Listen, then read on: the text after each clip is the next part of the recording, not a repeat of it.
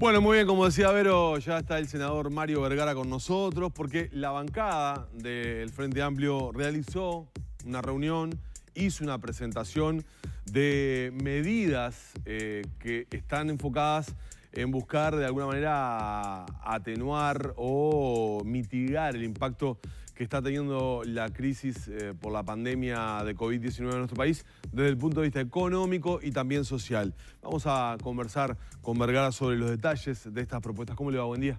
Muy bien, un gusto estar con ustedes. Gracias por acompañarnos. Estas propuestas que ustedes hacen o que digamos, plantean públicamente en estas últimas horas, ¿son las mismas de noviembre? ¿Han tenido alguna variante, alguna modificación? ¿Están insistiendo sobre aquellas ideas? Estamos insistiendo sobre las ideas no de diciembre, sino de marzo. Aquel 31 de marzo... Donde bueno, está bien. Ahí se presentaron y en noviembre se reiteraron. Ahí está. El 31 de marzo fue la única reunión formal que tuvo el Frente Amplio con el presidente. Allí no solamente fuimos, digamos, a plantear, bueno, que la pandemia es enemigo de todos y todas y por lo tanto el Frente Amplio estaba para trabajar en la dirección del combate a la pandemia.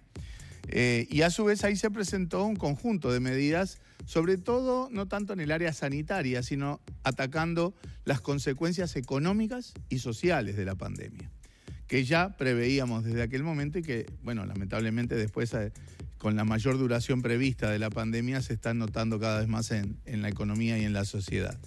En el mes de diciembre volvimos a enviar un documento a Presidencia, ahí centrándonos en 4 o 5 medidas que son de alguna manera los ejes de medidas que estamos volviendo a poner sobre la mesa luego de esta reunión de las dos bancadas del Frente Amplio, de diputados y de Senado. Sí, bien. Y vamos a desglosar entonces esos 5 ejes temáticos. ¿El primero cuál sería? Y el de la renta de emergencia, la renta del ingreso básico. Insistiendo sobre eso. El gobierno ha dicho que no va a dar la renta. Bueno, ¿por qué ustedes consideran una renta, la necesidad de una renta? Aquí la medida consiste en que para las 300.000 familias más vulnerables, las que peor la están pasando en el país hoy, tratar de asegurarles un ingreso que llegue a un salario mínimo nacional por hogar. O sea, no estamos hablando de ninguna cifra estratosférica, ¿verdad? Incluso es llegar a ese monto. Por ejemplo, si hay familias que ya reciben por tarjeta Uruguay Social o por asignaciones familiares algún dinero, ahí sería complementar hasta un salario mínimo, porque la gente, a mucha de esa gente no le llegan otros mecanismos que le llegan a los trabajadores formales, por ejemplo, como el seguro de paro. Por lo tanto, esa gente que trabajaba en la informalidad o que eran cuentapropistas y sus actividades no se pueden realizar o que ya estaban complicadas en contextos de pobreza, bueno, la crisis de la pandemia obliga a ayudar para que tengan un mínimo. ¿Por cuánto tiempo? Bueno, el planteo que nosotros estamos haciendo ahora es por 4 meses, eventualmente con la posibilidad de extender 2 meses más. ¿Y ese qué costo tendría? Y nosotros estimamos aproximadamente en un medio punto del producto, esos 4 meses. ¿Tiene similitud con lo que presentó el Partido Independiente? Bueno, hay una diferencia sustancial que es la magnitud. 4.200 pesos versus un salario mínimo, un salario mínimo líquido, ¿verdad? Que estamos hablando... Pero en cuanto a la población a la cual iría dirigida, bueno, ¿tiene algunos puntos de contacto? Puede ser, sí, pero a ver, nosotros estamos para trabajar la propuesta. No es que decimos, esto es el número y la propuesta y la gente. Esa es la propuesta nuestra. Si el gobierno tuviera un espacio de diálogo que nos ponga sobre la mesa este tema, a trabajar y a pulirlo. Lo importante es ayudar a esta gente que realmente la está pasando mal. Bueno, ese es un punto que está enfocado a la renta básica, como se le ha denominado. Otro está enfocado a las micro, pequeñas y medianas empresas. Exacto, porque a ver, a nivel de empleo, por ejemplo, en el año 2020 han caído 60.000 puestos de trabajo. 60.000 puestos de trabajo. Pero también han cerrado en el orden de las 10.000 micro, pequeñas y medianas empresas. Además son las empresas, esas micro, pequeñas empresas y medianas empresas son las grandes generadoras de empleo. Por lo tanto, estamos viendo en todo el país que hay empresas, comercios, empresas pequeñas que están cerrando y después es mucho más difícil que se reabra, que se recomponga. Entonces esto es profundizar la ayuda a esas empresas, a micro, pequeñas empresas, del lado tributario, del lado de subsidios en la seguridad social, profundizando. Algunas medidas se tomaron el año pasado, pero es necesario profundizar porque el impacto está siendo mucho más fuerte del que estaba previsto. También se habla sobre el tema de los servicios públicos, o sea, tener una consideración sobre el tema de servicios públicos, que en su momento se hizo por parte de UTE, OCE, Antel, pero acotado en el tiempo. ¿Ustedes qué proponen? Un primer bloque es la renta básica pensada en la población más vulnerable. Sí. Segundo, como bien usted dijo, micro, pequeñas, medianas empresas. Este tercer bloque está vinculado a sostener a las familias y a los hogares en su hogar con las cosas básicas.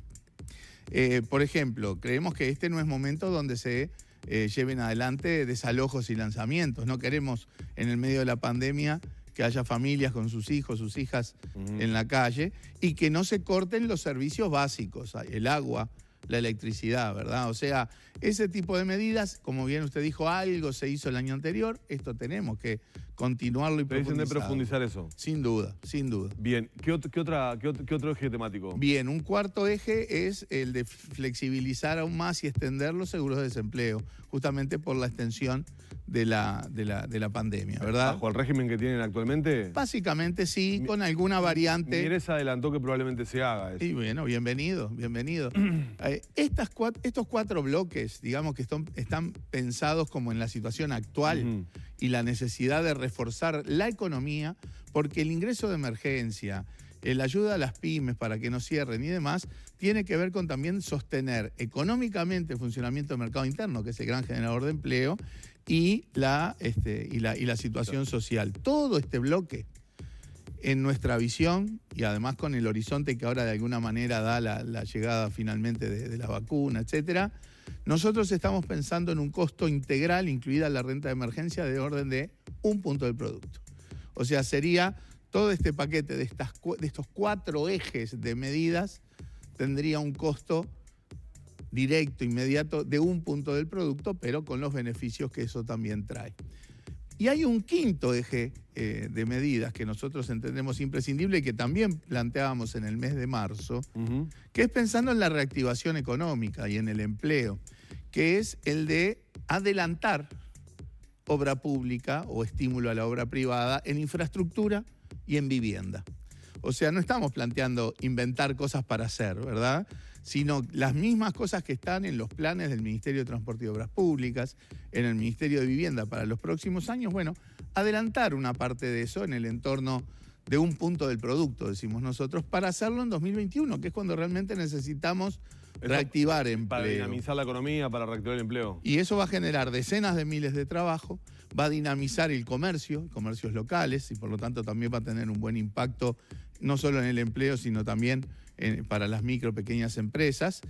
Y además tiene una perspectiva totalmente descentralizada en el territorio, porque los temas de infraestructura y vivienda, con estos impactos, se pueden hacer en los 19 departamentos del país. Nosotros, en esta perspectiva, según los presupuestos, la inversión en infraestructura y vivienda para este año rondaba los 450 millones de dólares. Nosotros, al decir, bueno, adelantemos, esto en el fondo no es gasto adicional, es adelantar gasto, y eso sin contar los beneficios que trae, son unos 550 millones de dólares más. O sea, estaríamos completando en 2021 de esta manera una inversión en infraestructura y vivienda en el orden de 1.000 millones de dólares. Eso genera decenas de miles de puestos de trabajo con el consecuente impacto positivo en los comercios, en la descentralización geográfica, etc. Claro, voy a preguntas que me voy a apoyar en lo que ayer de alguna manera dijo la ministra de Economía durante la comparecencia en el Parlamento. Respecto a estos reclamos, bueno, ustedes lo han hecho ya en más de una oportunidad y se ha dicho que en definitiva son atendibles o discutibles, pero que no se hace lugar a muchos de ellos. Pero respecto al tema de las transferencias en políticas sociales, ayer Arroleche habló de que se aumentaron en el 2020 un 60%. Y los beneficiarios directos un 40%. El monto que el Fondo Coronavirus destinó directamente al MIDES fueron 144 millones de dólares. ¿Al MIDES? A través del MIDES. Claro, ya habló de 711 millones. No, 711 en general el incluye seguros de paro, incluye recaudación no recibida por la gente que estaba en seguro de paro. Eso no es directamente un gasto, pero bueno. O sea, incluye muchas otras cosas. En lo que es la ayuda social, que era de lo que usted hablaba, a través del MIDE se hicieron 140 millones de dólares, que es una cifra baja. En este marco, y en lo que está haciendo el mundo ni hablemos, pero en este marco de necesidades que tiene el país en el marco de la pandemia, es una cifra realmente muy baja. En algún momento la ministra decía, bueno, algunas familias con 4 hijos ya reciben un monto cercano a lo que nosotros planteamos. Sí, claro, pero son solo 13.000 de las 300.000 familias. Las demás están lejos o muy lejos de esa magnitud. Y nosotros lo que decimos no es darle el salario mínimo entero a todas, sino complementar hasta el salario mínimo. O sea que en ese sentido no cambia la propuesta.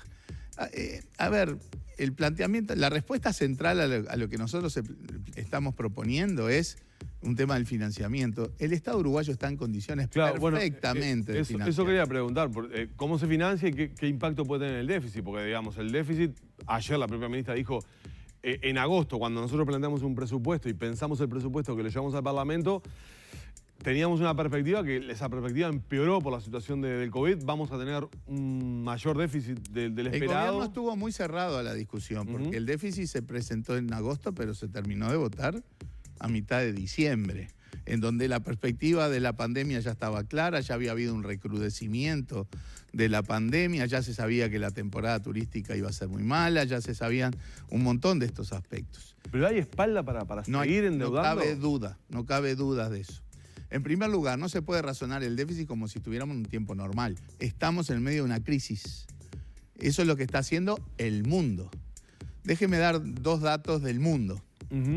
En el año 2020, el aumento de los déficits, en promedio en el mundo fue de 8 puntos del producto. 8. Acá fue 1,3. Nadie está planteando que acá debiéramos gastar 8. Eso iba a preguntar. No.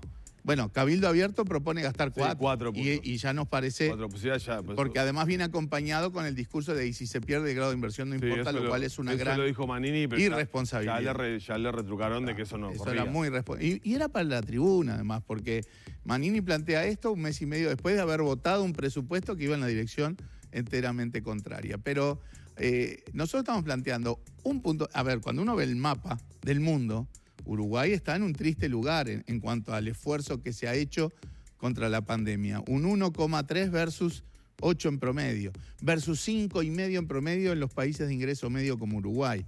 Nosotros no estamos hablando ni de gastar 8 ni de gastar 4. En todas estas medidas decimos gastemos 1 punto del producto. Igual seguimos allá abajo en la tabla, digamos. Es 1 punto del producto. Y adelantar inversión por otro punto. Eso, en el fondo, intertemporalmente no es un gasto mayor porque estamos hablando de adelantar algo que está planteado invertir de todas maneras el año que viene o el otro. Por otro dato, la deuda, que es la que importa en el fondo, ¿no? Porque es, en el mundo hoy, el promedio de la deuda pública de los estados es del 100% del Producto Interno Bruto. Uruguay está 30 puntos abajo de eso, por lo menos. Por lo tanto, si acá estamos hablando de que un año de crisis en donde todo el mundo entiende que hay que poner más dinero, tenemos que aumentar 1 o 2 puntos porcentuales el endeudamiento, no descalabra ningún horizonte macroeconómico. Porque reitero, estamos en un momento de crisis global. No se puede razonar la cosa como si no estuviera la crisis, hablando de la deuda, del déficit, como si no estuviera pasando. La ciencia económica aprendió de las crisis, desde la crisis del 29, todas las que vinieron en el siglo XX y después hasta la del 2008 y 2009. Lo que aprendió la ciencia económica es que en el momento mismo de la crisis, los estados son fundamentales para volcar recursos, combustibles, para que la economía no se desplome más, para que el empleo no se desplome más, para que no aparezca más pobreza. Eso lo ha aprendido, o sea, no es solamente una diferencia ideológica que tenemos en cómo afrontar esto, es un tema de política económica y es lo que están haciendo los países en el mundo, países que ni siquiera no tienen orientaciones ideológicas de izquierda y nada por el estilo. Muy bien. Vergara, gracias por estos minutos, por acompañarnos y bueno, estamos atentos a la discusión que se dé sobre estos temas, que obviamente va a continuar la discusión obviamente sobre el encare que se le da a la situación, porque el 2021, con vacuna, sin vacuna, pero ahora ya sabemos que con vacuna, va a seguir teniendo vicisitudes. Va a seguir teniendo dificultades para mucha gente que está empeorando su situación, y lo mismo que dijimos el 31 de marzo, nosotros acá queremos contribuir. Lo mejor que podría hacer el gobierno es instalar un ámbito de diálogo, ¿no? Acá nadie dice que estas son propuestas mágicas y que esto resuelve el asunto. Es contribuir a que la situación no empeore más, empecemos a reactivar. Nosotros queremos volcar estas propuestas y creo que sería muy bueno que el gobierno realmente instale un ámbito de diálogo serio, tranquilo, no por conferencias de prensa, sino un ámbito de trabajo con los partidos políticos y con las organizaciones sociales. Gracias por acompañarnos. Un gusto. Cerramos la entrevista con Mario Vergara.